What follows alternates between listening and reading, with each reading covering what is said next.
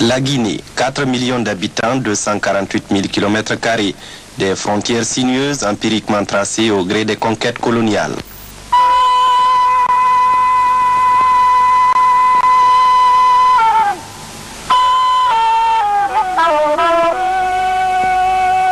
Mais une région particulière de l'Afrique occidentale avec des caractères propres et des traits originaux.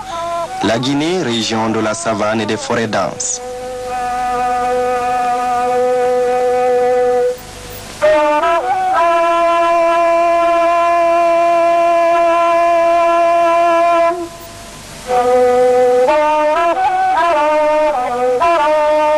Région des montagnes, le Monemba.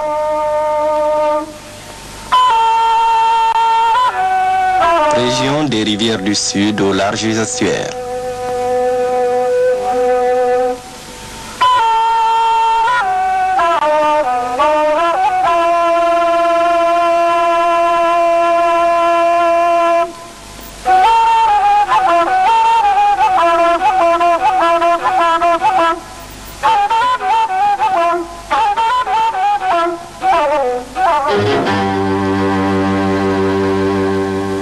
Les navires diepois et portugais qui découvrirent les premiers la côte des Graines, y firent escale et fondèrent des comptoirs.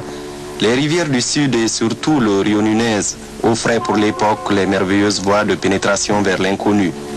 Leurs estuaires, comme de vastes coins d'eau enfoncés au flanc de l'Afrique, permettaient aux côtes légers de remonter au gré du flux jusqu'à quelques 50 km à l'intérieur des terres.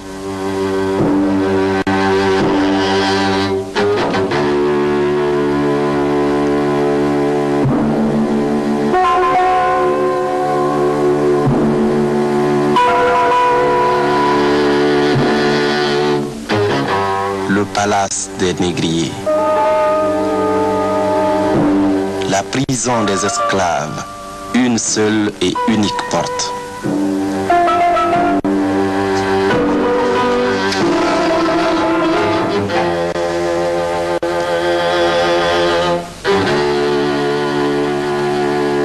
Au fil du temps, s'élevèrent le long des rives de Guinée de puissantes factoreries. Véritable forteresse, place où s'échangeaient l'or du bourré et du galam contre les objets manufacturés, mais aussi l'homme noir, le fameux bois d'ébène, contre les étoffes, comme en témoignent encore ces ruines de Boké.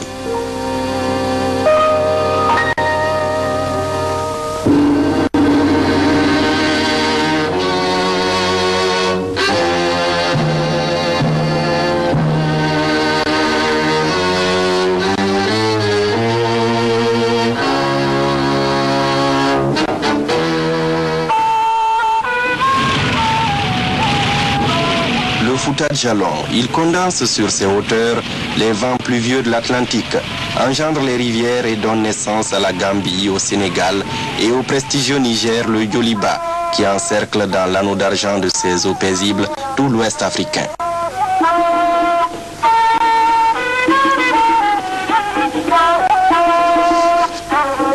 C'est le 1er janvier 1890 que l'île de Tombo fut choisie comme résidence du gouverneur français de l'époque.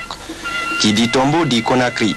Au dire des colons, la plus belle ville de la côte occidentale d'Afrique, avec ses avenues bordées de manguiers géants formant voûtes épaisses, ses coquettes villas cachées parmi des bosquets de lianes et de fraîches verdures.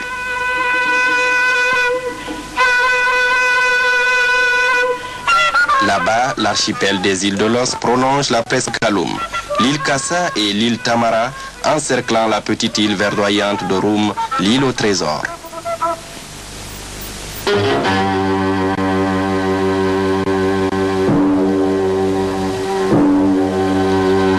Le fort Gallieni de Niagasola dans le Sigiri, construit en 1885 pour endiguer l'avance des troupes samoriennes. Dans ce cimetière reposent de nombreux soldats français. Samori, Alpha Yaya et Dina Salifou, symboles de la résistance africaine en Guinée. Samori Touré, pendant 17 années, il a incarné les vertus et les qualités patriotiques des peuples africains. Le héros du Soudan tint en échec les troupes françaises sur les deux rives du Niger, le long des frontières de la Sierra Leone, en Haute-Côte d'Ivoire et près du Libéria. Capturé à Guélémou le 29 septembre 1898, Samori fut transféré au Gabon dans l'île de Djolé où il mourut le 2 juin 1900.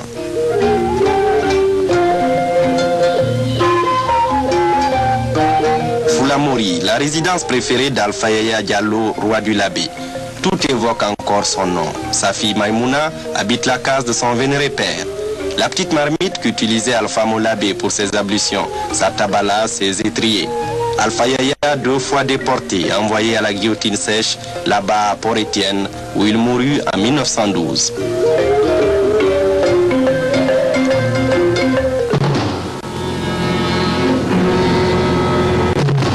Avec l'exil et la disparition de Samori et d'Alpha Yaya, la nuit envahit le continent africain. Lourde et longue nuit coloniale.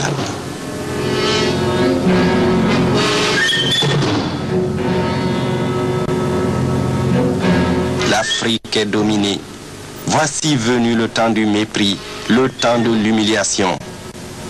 Travaux forcés, autant dire esclavage.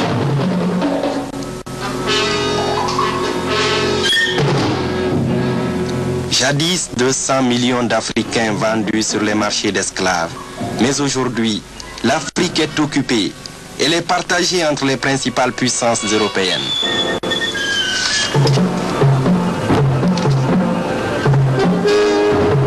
Le capitalisme à son apogée a besoin de nouveaux marchés, de nouvelles sources de matières premières. Il s'est tourné vers l'Afrique qu'il a subjuguée.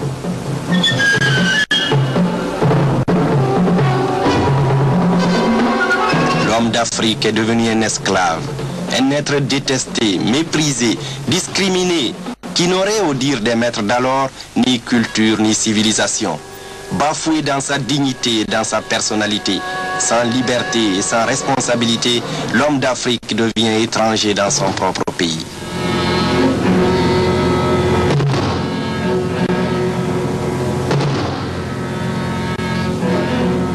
Ghana, Mali, Gao, Trécrour, Massina.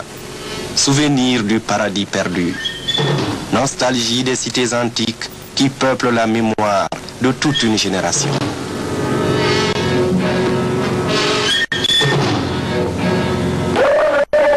La conscience de l'oppression rend l'oppression plus oppressive et finalement insupportable. Le 14 mai 1947, le Parti démocratique de Guinée est constitué. À sa tête, Sékou Touré parcourt le pays et mobilise les masses populaires dans la lutte anticolonialiste. Lutte contre la discrimination raciale, contre les bas salaires, contre les iniquités les plus criardes du système colonial. Meetings et grèves se succèdent. En 1957, 10 ans après la constitution du PDG, le premier gouvernement semi-autonome de Guinée est formé.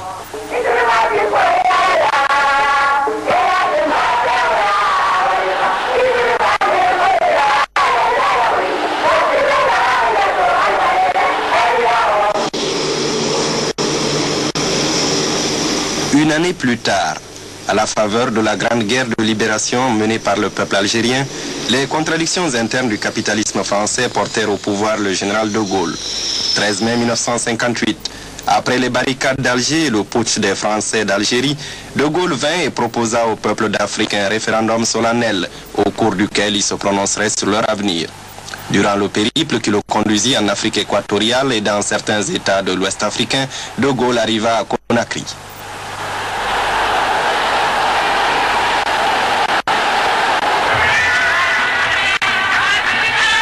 Sili Sotaï, l'éléphant est entré dans la ville. L'éléphant, symbole du Parti démocratique de Guinée. Courage, puissance et patience.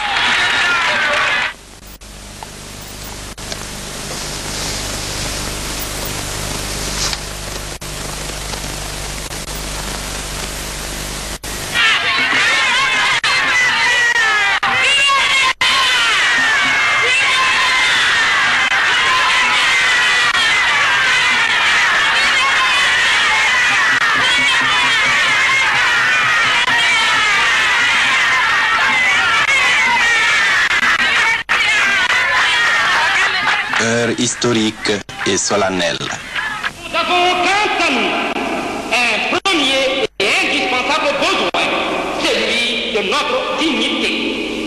Or, il n'y a pas de dignité sans liberté. Nous préférons la pauvreté dans la liberté à la richesse dans l'esclavage.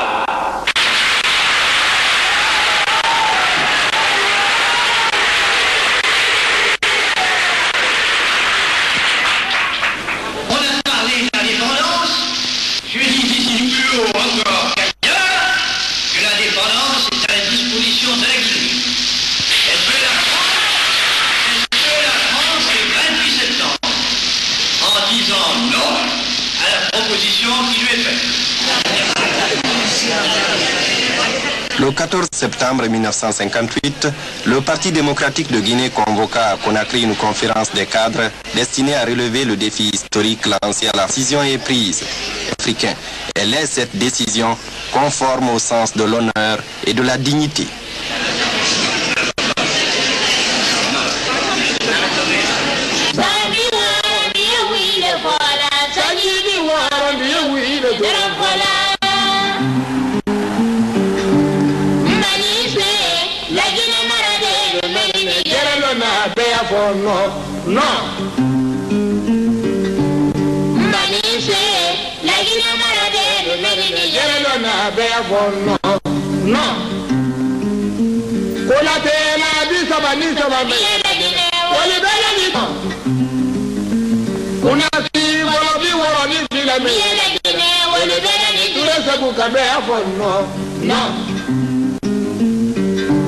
Faramani kisidu katatu bedela beira kayu masakani zere kore anye duwa utebe afonno no sigirini kanka katatu kore sala kinjira ini dabola mamunu dalaba anye duwa utebe afonno no labeli pita katatu telemeni jeni mali yukungulu kawade anye duwa utebe afonno no.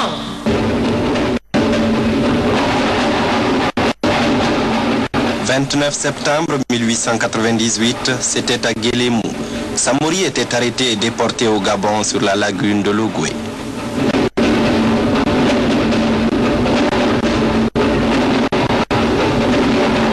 « 29 septembre 1958, 60 ans après, jour pour jour, le retour vengeur de l'histoire. Nous avons rangé Alpha Yaya, Dina Salifou, Mbalia Kamara, Oumar Dramé, Barry Gassimo aussi. Le 29 septembre 1958, quand le Guinéen se réveille, il renaît à la dignité et à la liberté. Le 2 octobre, la République est proclamée.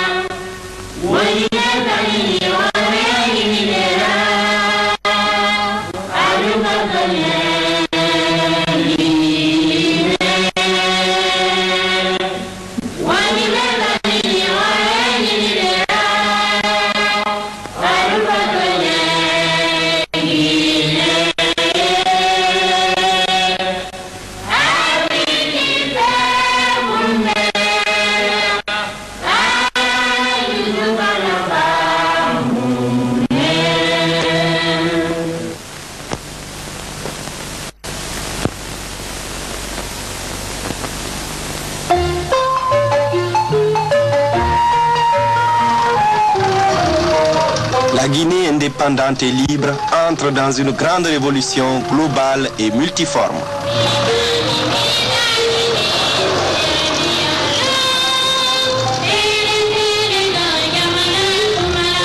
La révolution est fille des nécessités de la vie, prise de conscience d'un passé, d'un présent et volonté de créer un avenir radieux.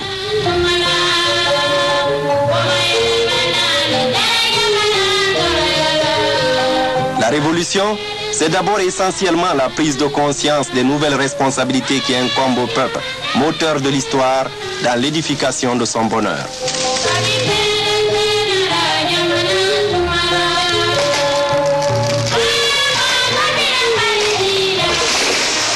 La prise de conscience de tout le peuple se matérialise dans le grand mouvement d'investissement humain, traduction économique de la pensée politique du Parti démocratique de Guinée, car il faut compter sur ses propres forces.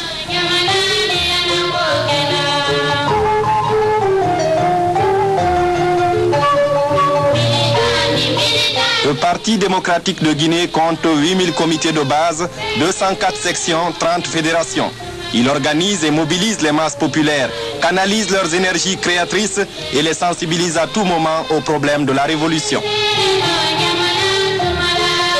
Le parti est le moule et le creuset de la pensée collective.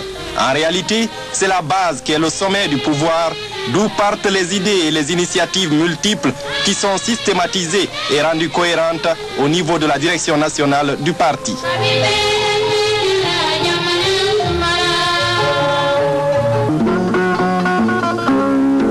L'État s'organise.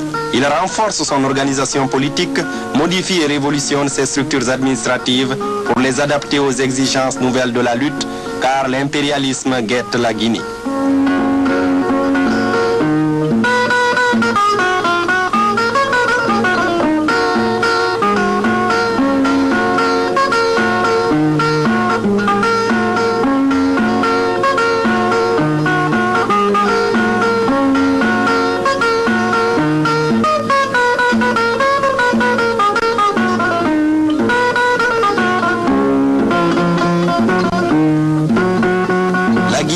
Sa propre monnaie, gagée sur la conscience du peuple. Elle émet ses timbres.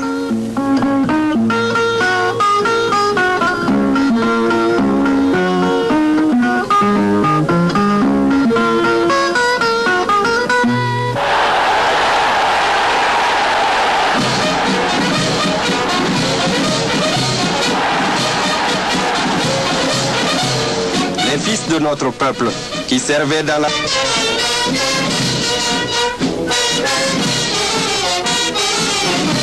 Le secrétaire général du parti, le camarade Sékou Touré, définit à l'intention des militants en uniforme.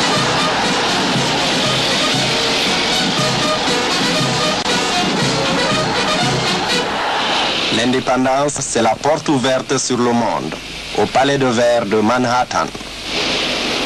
Le gouvernement que j'ai l'honneur de présider, fidèle à l'idéal de justice et de solidarité, fidèle surtout à l'action et à la volonté unanime du peuple de Guinée en faveur de l'accélération de la lutte des peuples opprimés, entend une fois de plus proclamer que la liberté de l'Afrique est indivisible et qu'en conséquence, l'indépendance guinéenne est inséparable de celle des autres peuples d'Afrique.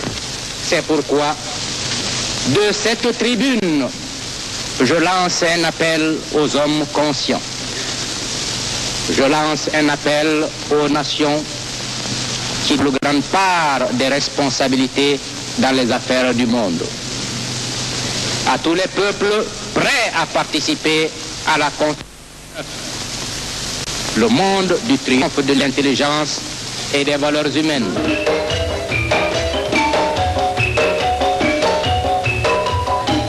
La révolution n'est jamais isolée. Elle est synonyme de liens nouveaux, fructueux, de coopération amicale et fraternelle avec tous les peuples du monde.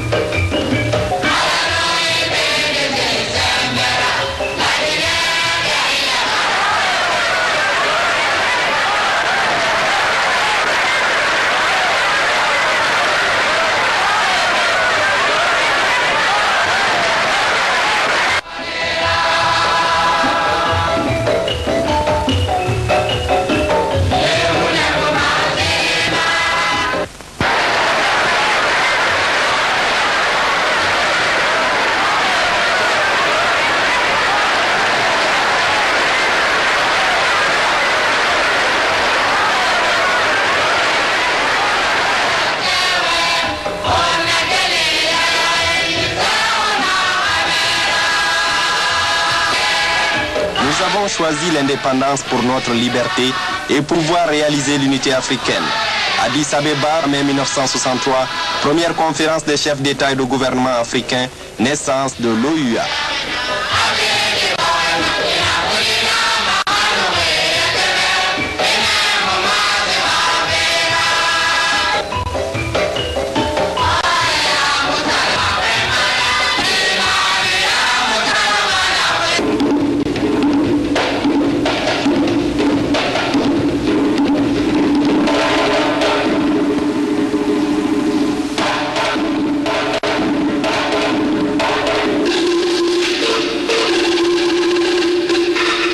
L'Afrique renaît au monde avec son riche héritage culturel.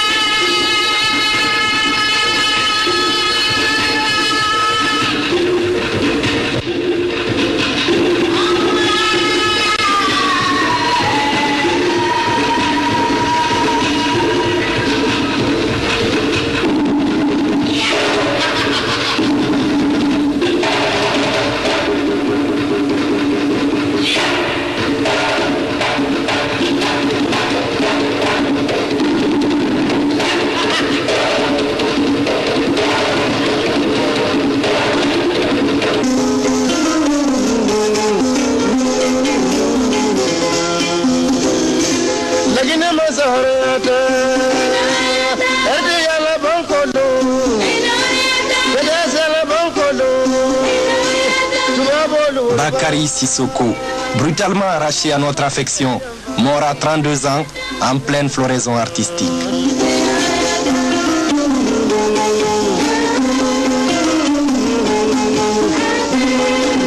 Bakary, nous t'avons nommé ambassadeur aux talents innombrables, artiste émérite des ballets africains, digne héritier des docteurs et jurisconsultes de Guinée, Tombouctou et Kangaba.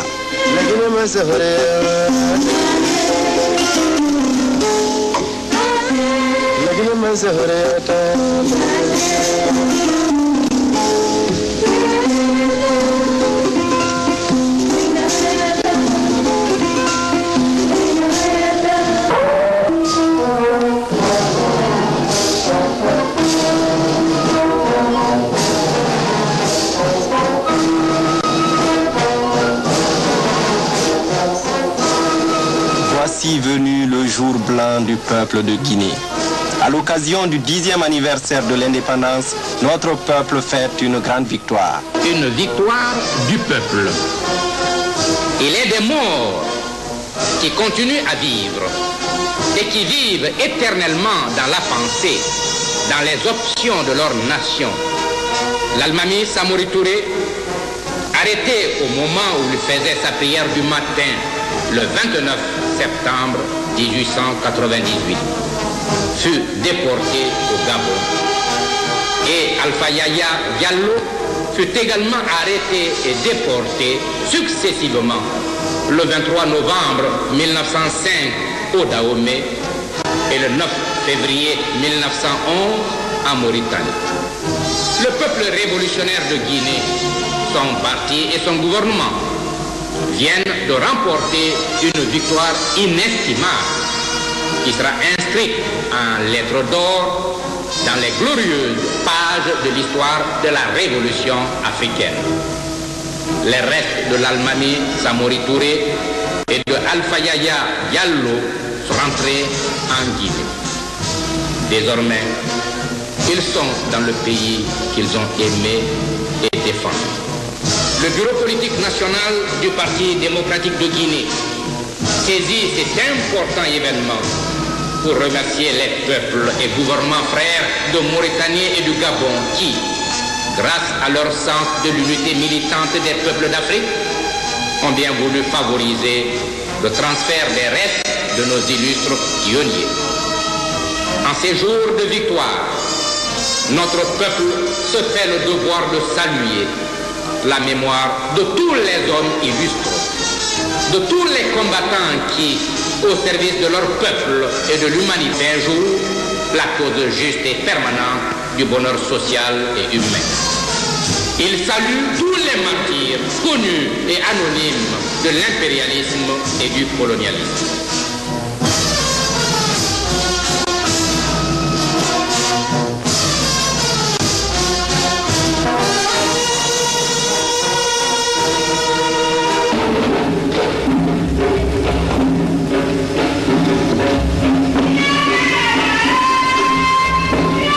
Retour triomphal de l'Almami Samori Touré, empereur du Wassoulou.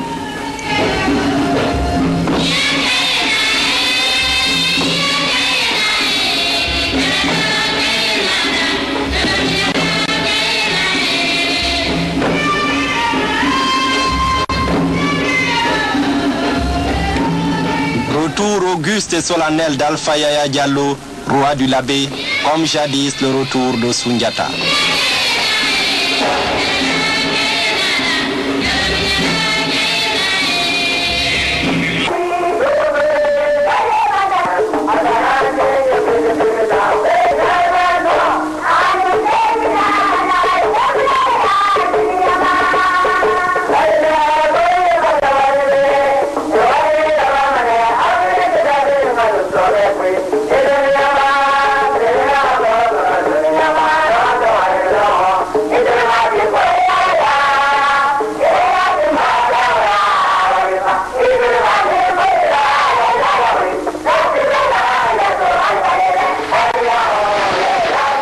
Défendre la révolution incombe au peuple, le magicien de l'histoire.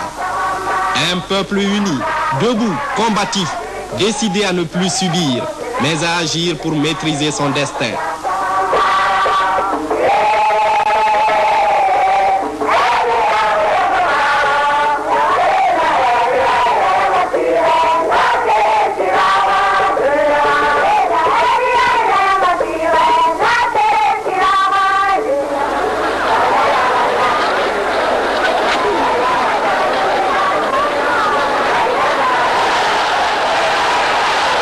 Peuple militant de la révolution, toi qui ne trompes ni ne trahis, jalousement préserve tes acquis immortels.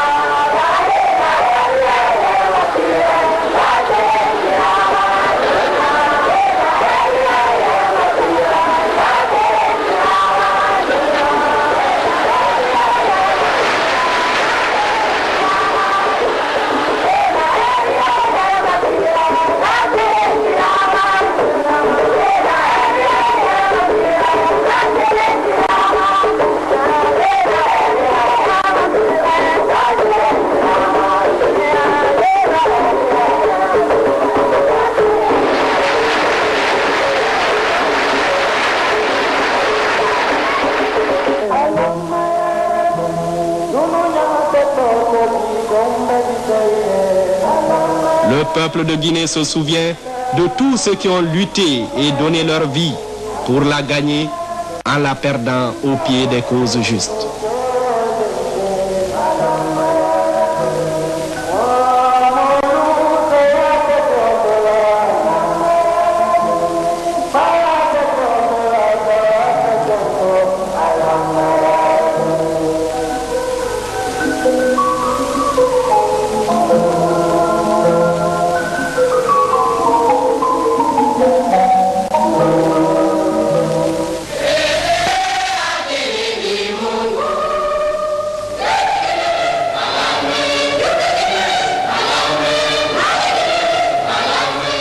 plage riante de la Basse-Guinée, roches volcaniques soumises au choc des vagues et des marées.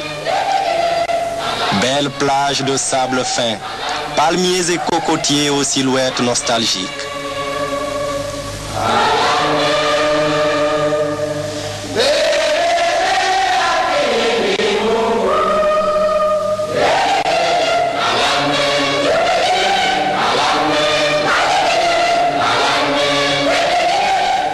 Douce verdure du fond, montagnes et vallées, plaines et collines dénudées, ravagées par l'érosion lente et impitoyable des temps.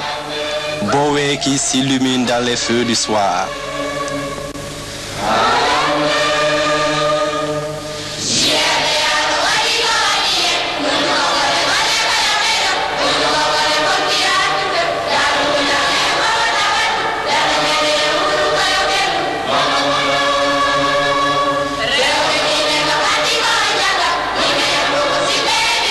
Cascades et torrents aux chutes verdoyantes, sites aux noms évocateurs, gardiens sempiternels de la grande et belle histoire du peuple de Pasteur, qui se fixa en ces lieux après le Sahara, le Fouta Toro, le Massina jusqu'au creux de ces montagnes forteresses.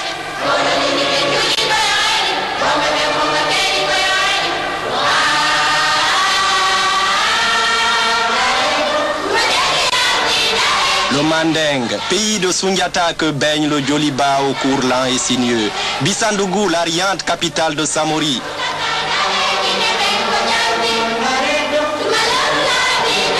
Niagasola et son fort, Kerouane et ses diamants et le Simandou, et Nyani la merveilleuse.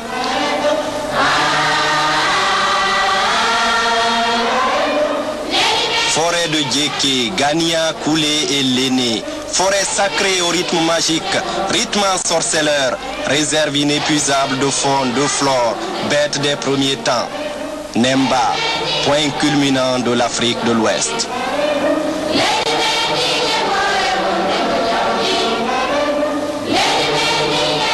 Oh mon beau pays, ma verte Guinée, douce est ta lumière en ce 10e anniversaire de notre liberté. Élevons des murailles plus hautes et plus solides que celles de Guémé-Sanga. Reconstruisons la cité nouvelle aux fondations semblables à ces rochers, rochers de grès usés par les eaux courantes, témoins des longs temps préhistoriques et de la violence des éléments cherchant leur équilibre sur la planète jadis encore mal éteinte.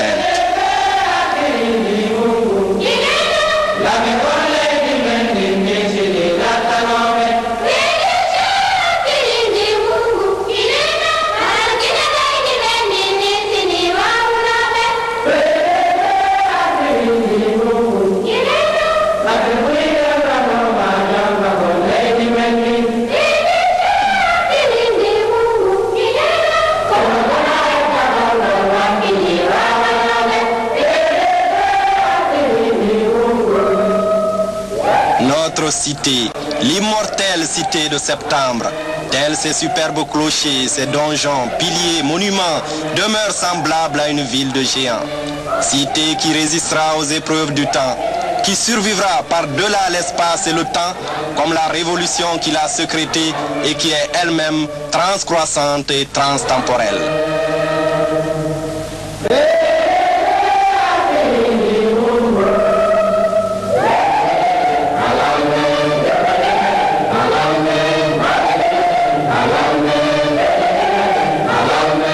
La révolution ne connaît pas de pause ni de retour en arrière. Au fur et à mesure de sa marche ascensionnelle, meurent de vieux objets et naissent de nouvelles espérances sur la route infinie de l'histoire.